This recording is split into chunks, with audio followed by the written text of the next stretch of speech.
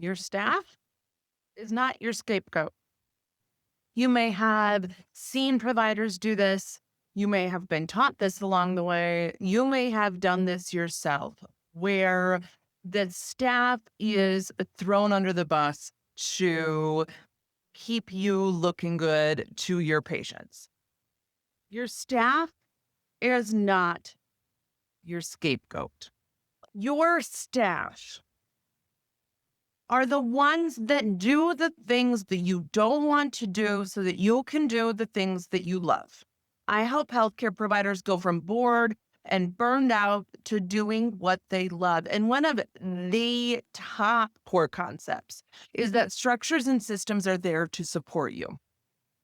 And this team that has come along for the ride, that has said, yes, I want to practice the way you do. Yes, I want to be a part of helping patients the way that you do. They've come along for the ride with you. They are a valued member of your team. And when you empower them and when you unify them, then that momentum is going to help you attain those goals, whether that is volume goals, whether that's financial goals, how you want your practice to feel, expansion goals. Utilizing that momentum towards that goal is going to help you get there much more rapidly. So, valuing that member of your team, of your support system, okay? Or you want your patients to think highly of your staff as well. They are a part of the experience, that feeling sense that you want your clinic to have, you want your practice, you want your hospital, you want your patients to have when they interact with you. Your staff is a part of that experience. Now, you're going to have your staff scheduling your patients. You're going to have them delivering news. You're going to have them answering questions. They're doing the testing. They are relaying results. They are communicating next steps, right? These are all calls that you don't have time to make during the course of the day, or messages to send, or boundaries to set. This is stuff your staff does, and you need your patients to think highly of them. And you throwing them under the bus is going to undermine every effort towards empowering and unifying your team, or that motivation towards your goals. You're going to take the time with the patients that need the time. Absolutely, you are. Right. So you can be vulnerable about communicating that. You know what? Thank you so much for your patience. The staff's done the best that they can to get me back on track. We had an emergency come in this morning that really required some extra of my time. And so let's make sure you're taken care of today. And if or when that's you or your family members or your friends, know that that's going to happen for you too. Boom, done. Right? Okay. This one that is not taught in today's healthcare in the US, that is core to eliminating burnout, is core to you having the practice you love, is core to this new era in healthcare, is that you are a human helping humans, right? You are a human that's helping humans. We all have our beliefs. We all have our stories. We all have our goals. We all have our unique fears and desires and values. You are a resource on your patient's healthcare journey.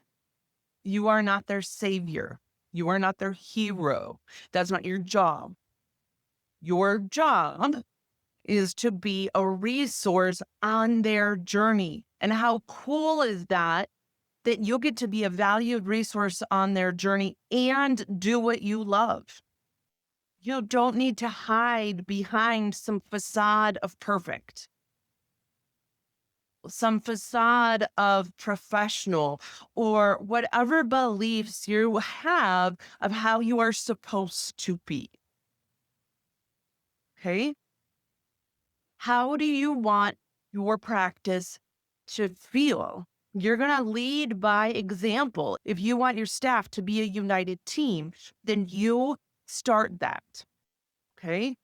It begins with you. One of the 6 parts of leadership is lead by example and train your team.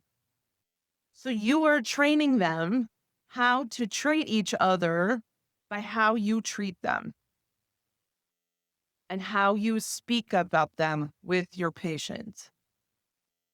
I was at this practice. I was in Denver at the time. And the practice that I was at, if you were a partner in the practice, required you be an investigator for one of the studies. So be one of the doctors, one of the top doctors on one of the studies. It was a required thing. And there was a new doctor looking to potentially make partner. And he was on these studies and he didn't like it. He didn't like being a study person, and so he kind of was involved as little as necessary. This wasn't something that was in his heart to do, but it was something that he had to do to attain this title that he thought he should have. I had a patient come in and she mentioned some weird symptoms, and her vision had declined dramatically.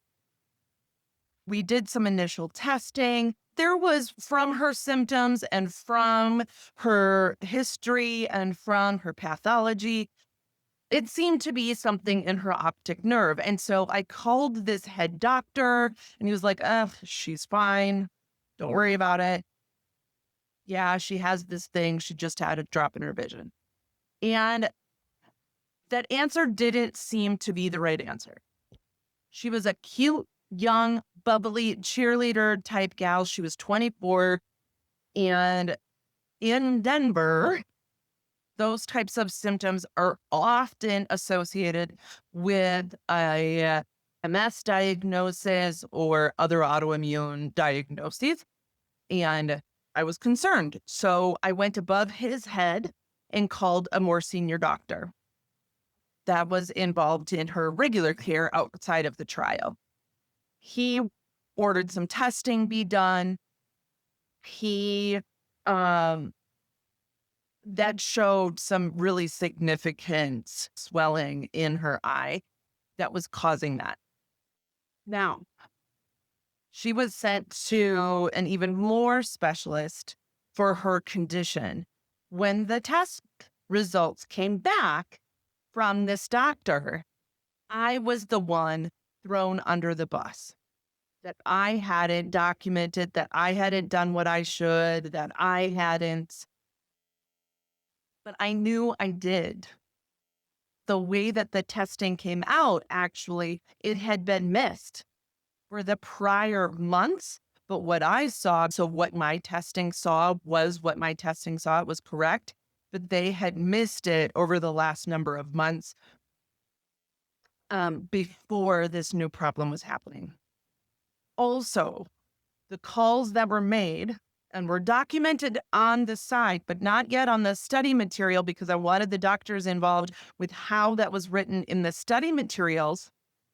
They needed to point a finger because stuff had gotten missed and almost gotten really missed. And this was a big contraindication for this study. We wanted to make sure that we were taking care of her health, but then we also needed to make sure that this was documented correctly for the study. And since this was happening after hours, I wanted to make sure that this was done correctly. And so I had documented it on the side. I was backed in a corner, finger in my face, yelled at, screamed at, how dare you?